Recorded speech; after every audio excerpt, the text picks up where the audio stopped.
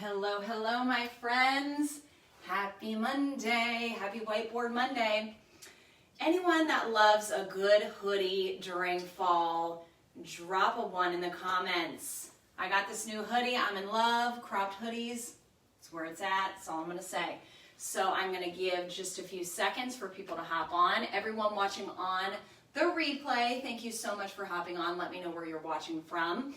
I get this question, and of course, everyone watching on the live, thank you so very much for taking the time out of your day.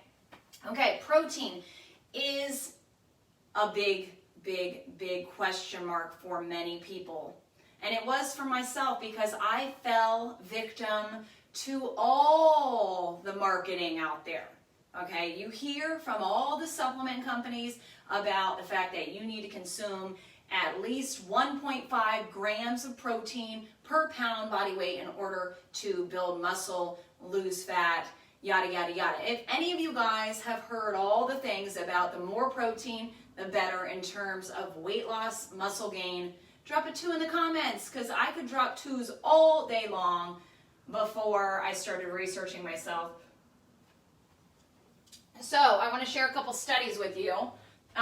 If you guys are not aware of macronutrients, protein, carbs, fats.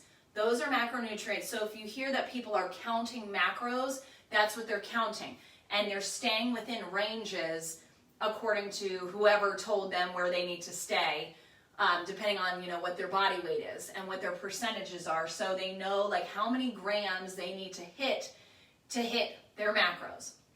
Okay, I personally do not do my nutrition planning in that format because I don't want my clients to feel that they are slaves to the calculator.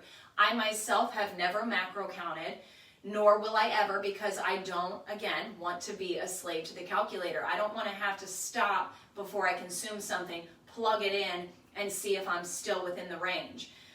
It's just not how I want to live. Not to say it's not something that works for a lot of people, but I do get that question a lot from potential clients, and they've had a lot of macro coaches in the past, and that's not me. So if that's what you're looking for, then I'm not who you're looking for because it's not what I do. I focus more on low glycemic nutrition, very maintainable nutrition, teaching you how to troubleshoot through life, regardless if you are here, if you are there, if you're on vacation, if you have crazy chaotic schedules. Anyhow, I'm getting off on a tangent, but if any of this sounds of interest to you and you're like, I want to work with Sarah, I do have 2 spots open for this month with my customized online coaching program. So drop an interested in the comments and I can contact you. Okay, so back to the macros. The only macronutrients that contains nitrogen is protein. So we want to make sure that our nitrogen balance is correct in terms of what our goals are. And if we are in a deficit, then we are going to be breaking down muscle, and that's not what we want to do. Okay, we want to build muscle for a lot of us, or at least maintain. So if your nitrogen's balanced, then everything's good, you're going to maintain. If you want to increase, then we need to make sure it's increased. But I have 3 studies here that will show you that what you've been told by these supplement companies is quite false. I personally, growing up, I'm 37, I started doing the bodybuilding and fitness competitions when I was 19. And at this point, I was told the more protein, the better. Like, you need to eat chicken or fish for dinner. You need to top it off with a protein drink. And then you need to eat a protein bar before you go to bed, and you need a protein. And honestly, I started feeling my kidneys hurt. And I don't know how to explain that, but I did because I went an entire summer and my poor little body was consuming so much protein. And now I understand why I was putting a damper on my kidneys. So the first study shows that there were 2 groups, okay? This was only a 1-month study. They gave the group 1.61 grams of protein per pound body weight. And then they went to the second group, gave them 1.19 grams per pound. They did the same, they had the same types of foods that they consumed, obviously more protein, amounts in the other group. They did the same exercises, all of that. There was no difference in body comp or strength gain in the two groups. Not one bit of difference. Okay, so that's only 1 month. Then they did a second study with top-notch athletes, and they did a slightly higher first group, so 0.77 grams per pound of body weight. With second group, they went to 1 gram per pound. Absolutely no change in body comp and strength in 3 months' time.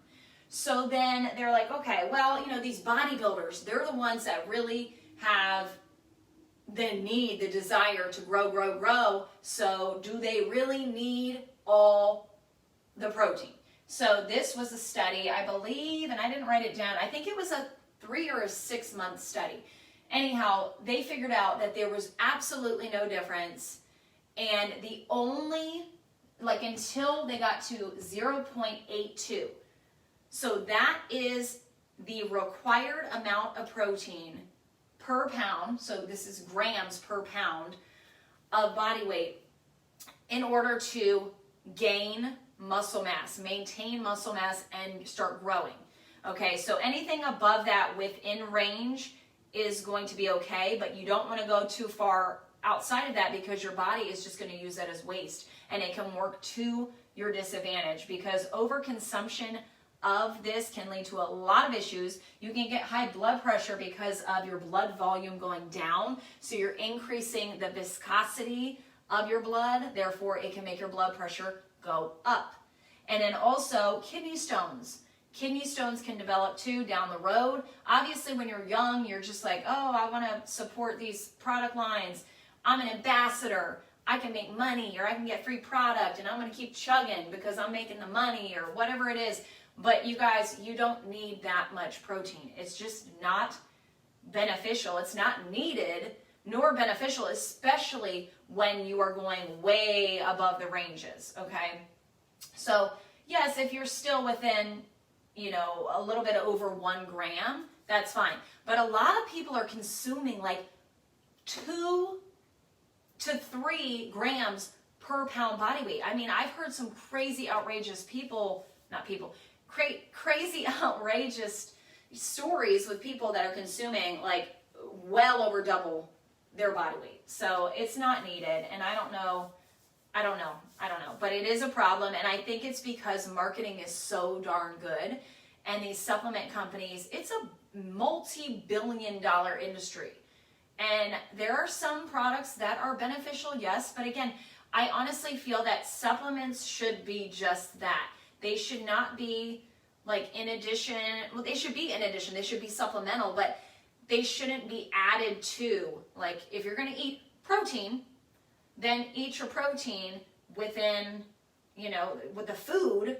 And then if you do that, don't worry about the supplements. But if you can't get in the food, then you use it as a supplement, okay? Substitution. So now a lot of people ask me, I don't like to talk about me very often just because I have a different body type than everyone else, you know, and that's why I do customized coaching programs, because what works for me is not going to work for that person or that person. It may for that person, but I don't know until I know your story. I don't know until I know whether your body type is mesomorph, ectomorph, or endomorph, and what you're already doing.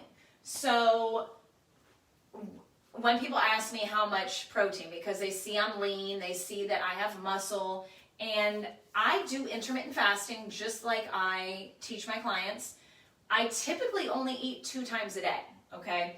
So I don't know if you can see over here near the teepee, my daughter's teepee, but I typically consume about 55 grams of protein for my first meal. If I do a second meal, it's like a protein bar, maybe, and that has about 20 grams of protein. And then of course I do a last meal or a dinner. So either that's my second meal, last meal, or it's my third meal, last meal.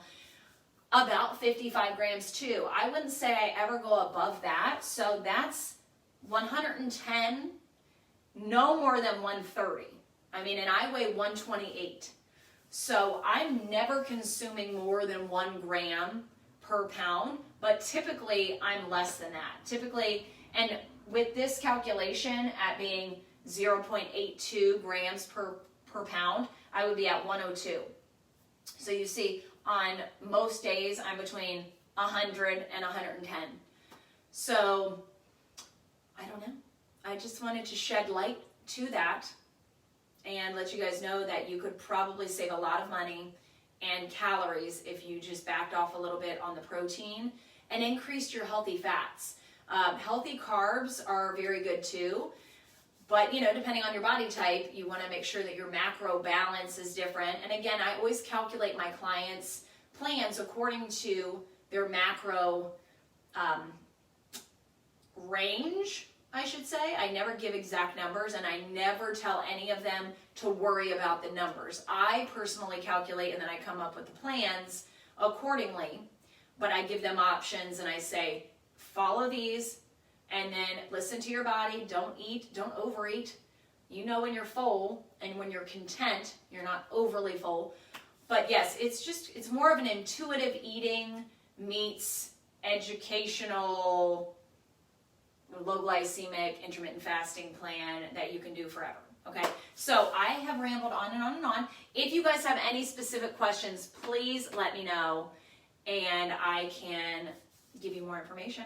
But again, make it a great week. It is a beautiful Monday, and I hope you guys all have a fantastic week. Talk to you soon.